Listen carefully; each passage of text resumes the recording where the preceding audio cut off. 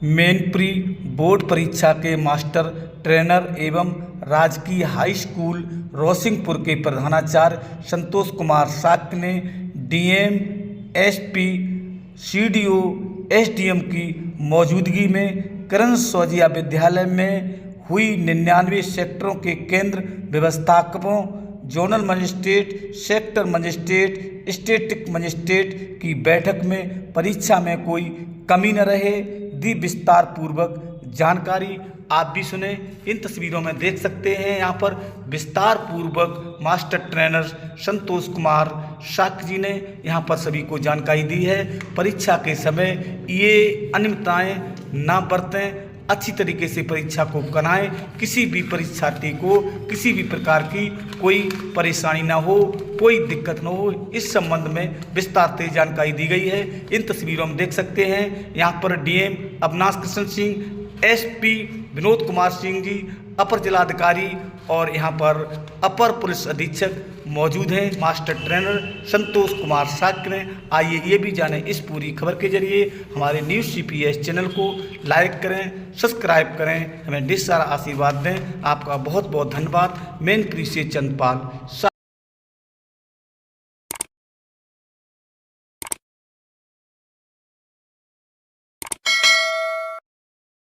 प्रश्न पत्रों का बटन खोलेंगे तो उसमें कम से कम 3 लोग स्वयं होंगे, केंद्र व्यवस्थापक, बाह्य केंद्र व्यवस्थापक, स्टैटिक मजिस्ट्रेट और 2 टीचर बाहर से होना अनिवार्य है।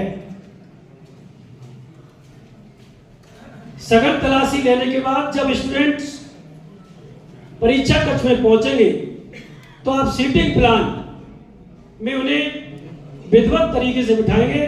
सीटिंग प्लान में सब्जेक्ट का लिखा होना बहुत अनिवार्य है, जिससे कोई भी परीक्षार्थी किसी गलत सीट पर न बैठ जाए।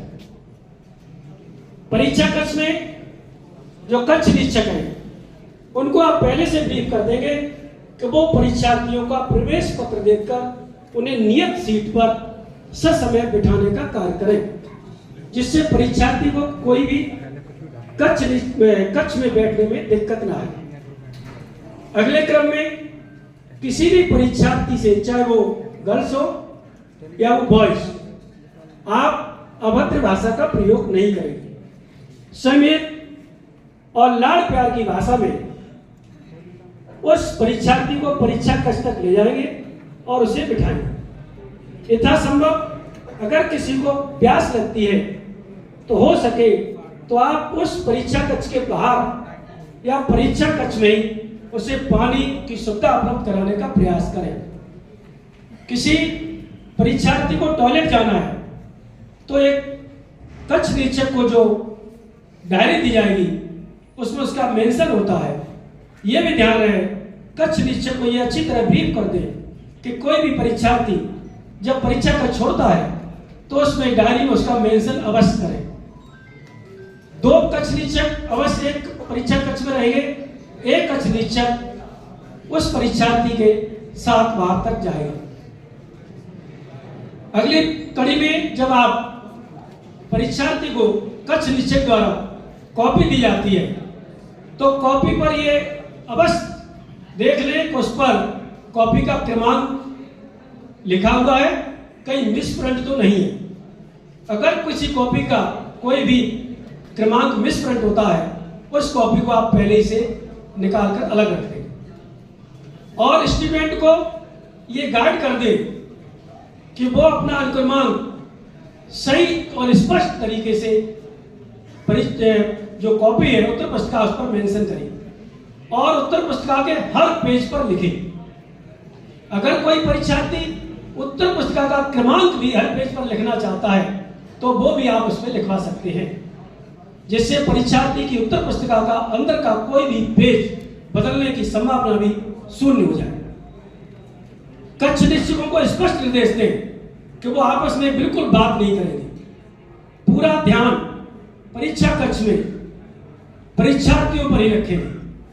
कभी कभार कक्ष निरीक्षक आपस में बात करने लगते हैं तो परीक्षार्थियों का जो डिस्टर्ब होता है वो फिर शिकायत करते हैं या चिढ़ने लगते हैं। ऐसी नौबत भी नहीं आनी चाहिए। अगले क्रम में जब आप बी कॉपी दें तो ये सुनिश्चित कर लें कि आ कॉपी परीक्षार्थियों ने सही तरीके से भर ली है, उन्होंने अपने रोल नंबर का अंकन कर दिया है, तब बी कॉपी उपलब्ध कराएं। कक्ष निरीक्षकों से भी ये स्पष्ट निर्देश दें कि वो परीक्षार्थी की उत्तर पुस्तिका पर हस्ताक्षर करते समय जल्दबाजी न करें। प्रवेश पत्र से परीक्षार्थी की उत्तर पुस्तिका का अनुक्रमांक सही तरीके से मिला लें और तब जाके अपने साइन करें। प्राय यह देखा गया है कि कक्ष निरीक्षक बिना प्रवेश पत्र देखे जल्दी जल्दी परीक्षार्थियों की उत्तर पुस्तिकाओं पर साइन कर देते हैं और जब संकलन होता है तब वो पकड़ में आता है कि अनुक्रमांक गलत लिखा हुआ है। तो ये चीजें पहले ही सही होनी चाहिए। इसी प्रकार हाई स्कूल में उत्तर पुस्तिका के साथ जो ओमार सीट दी जाएगी, उस ओमार सीट पर भी अनुक्रमांक का सही अंकन होना आवश्यक है। कक्ष निरीक्षक इससे भी पूरी तरह से देख लें कि ओमार सीट पर भी रोल नंबर परीक्षार्थी ने सही लिखा हुआ है, तत्पश्चात अपने सिग्नेचर करें। जो सचल दल है, ये ध्यान रहे, अगर किसी परीक्षा केंद्र पर जिस स्कूल के विद्यार्थी आए हैं और उस विद्यार्थी के शिक्षकों की ड्यूटी लगी है, तो उस कक्ष में उन टीचर की ड्यूटी कदाप न लगाएं जिस कक्ष में उस परीक्षा केंद्र के परीक्षार्थी आए हुए हैं।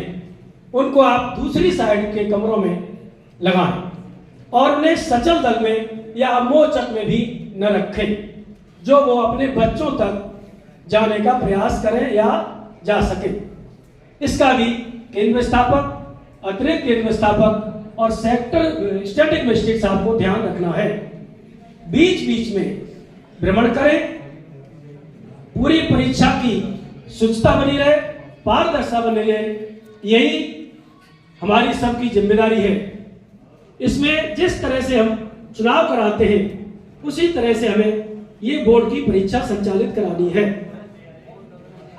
बोर्ड के निर्देश जब अंतिम पीरियड होता है और जब 5 मिनट रहते हैं, आप एक बेल बजवाते हैं, तभी स्टूडेंट्स को बता दें कि अब 5 मिनट शेष हैं, जो भी उनको शेष रह गया हो वो अपना कार्य पूर्ण कर ले।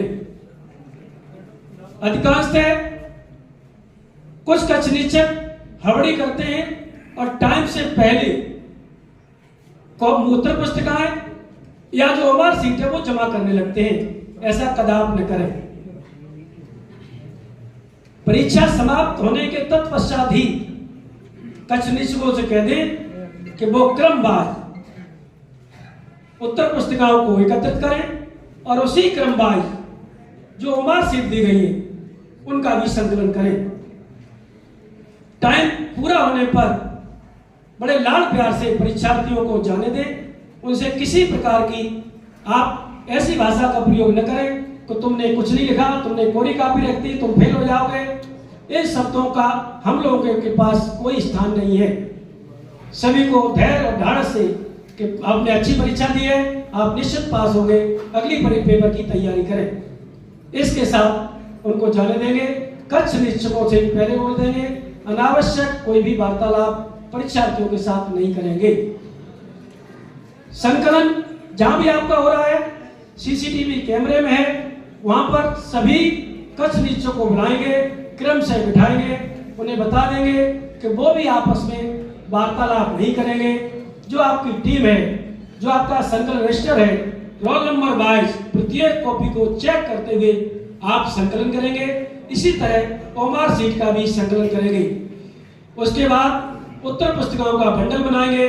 ओमार सीट के भी पढ़ वाला भाग, प्रत पढ़ वाला भाग, उनके भी अलग बंडल बनाएंगे और बंडल के ऊपर स्पष्ट शब्दों में जो आपको पहले से पता है, केंद्र संख्या, संकेतांक, आ कॉपी, बा कॉपी, इस तरह से स्पष्ट शब्दों में लिख करके उस बंडल के अंदर अनुपस्थिति एक बंडल स्लिप अवश्य रखेंगे, उसे रखना नहीं भूलेंगे।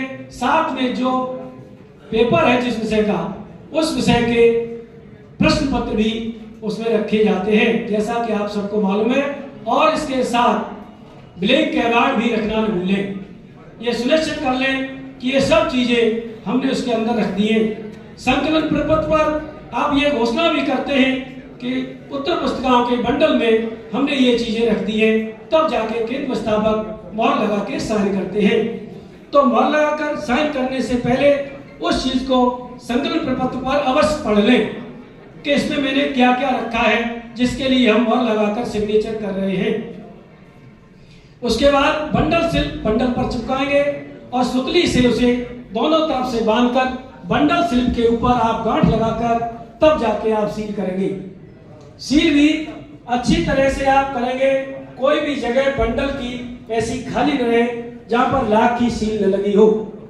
इसी तरह कपड़े में आपने जो होमवर्क के बंडल बनाए हैं उनको भी सील करेंगे। और इसके बाद पुलिस की अभिरक्षा में विश्वसनीय शिक्षक या लिपिक के द्वारा संकलन केंद्र राजकीय इंटर कॉलेज मैनपुरी तक उनको आप भिजवाना सुनिश्चित करेंगे। इतना वर्क होने के बाद आप स्ट्रॉन्ग रूम को अवशेष पत्रों को जो अवशेष वाली अलमारी उसमें रख देंगे और तब स्ट्रॉन्ग रूम को सील करके लॉग बुक में साइन करके उसकी फोटो डियास के ग्रुप पर शेयर करके और वो चाबी स्टैटिक मजिस्ट्रेट को दे देंगे और उस तत्पश्चात हो जाएंगे। इसी तरह से जो भी कक्ष निरीक्षक है उनको भी जब तक आप श्योर हो जाए कि हमारी उत्तर पुस्तिकाएं पूरी तरह से जमा हो गई हैं पूरी, तब तक उनको नहीं छोड़ेंगे। अगर किसी स्टूडेंट द्वारा, जैसा कि मैंने पहले बताया था, अनुचित साधन का प्रयोग किया जाता है, पहले तो आप ये हर संभव प्रयास करेंगे कि किसी भी सूरत में ऐसी नौबत ना आए। बाहर गेट पर जब परीक्षार्थियों की चेकिंग करेंगे जूते मोजे वहीं पर उतरवा कर देख लेंगे, लेकिन परीक्षा कक्ष में किसी भी स्टूडेंट को जूते मोजे उतारने के लिए बाध्य नहीं करेंगे। अगर आप देखना है क्लास लेनी है तो बाहर गेट पर ले लेंगे। इसके बाद फिर बीच में अनावश्यक डिस्टर्ब नहीं करेंगे।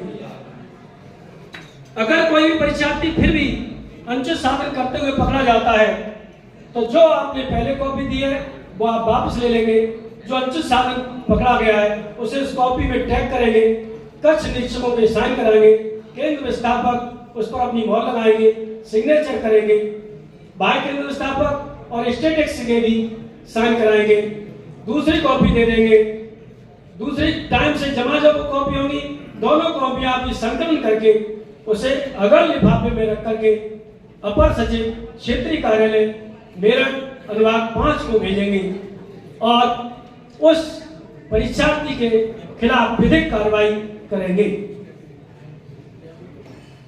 इसके बाद जो भी परीक्षार्थी जो आप मेंशन करेंगे संकलन प्रपत्र में, जो नकल में पकड़े जाएगा अनुचित साधन, उसमें पंजीकृत छात्र, उपस्थित छात्र, अनशन साधन, जिससे संकलन केंद्र वाले को और मूल्यांकन पर जाने वाले बंडल में ये पता चल सके किस बंडल में कितने पंजीकृत थे, कितने उपस्थित हुए और कितने यूएफएम यानी अनशन साधन में पकड़े गए हैं।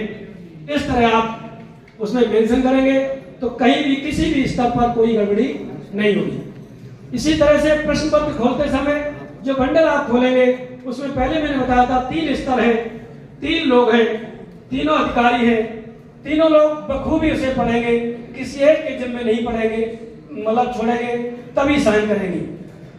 पहले स्तर पर कट जाए तो दूसरा स्तर पढ़ेंगे उसका, दूसरे पर भी अगर कोई भूल हो जाए तो तीसरे पर जरूर सुनिश्चित कर लें कि ये वही प्रश्न पत्र है, इसी मीटिंग का है और इसी विषय का है। तो ये सब जानकारियां मैंने आपके समक्ष रखी हैं।